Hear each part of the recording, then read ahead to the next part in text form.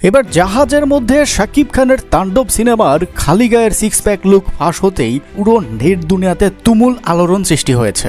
এই লুকে যে শাকিব খান পুরো ইন্ডাস্ট্রি কাঁপিয়ে দিবে তাতে কোনো সন্দেহ নেই। হ্যাঁ দর্শক, শাকিব খানের সিক্স প্যাক বডির এই লুকটি নিয়ে অবাক করা তথ্য দিব, যা জানলেই আপনি অবাক হয়ে যাবেন। সম্প্রতি থাইল্যান্ডে শাকিব খানের তাণ্ডব সিনেমার শুটিং চলছে, আর এরই মধ্যে শাকিব খানের এই বডি বিল্ডার ফ্যানমেড লুকটি আজ সকাল থেকেই ভাইরাল হয়ে গিয়েছে।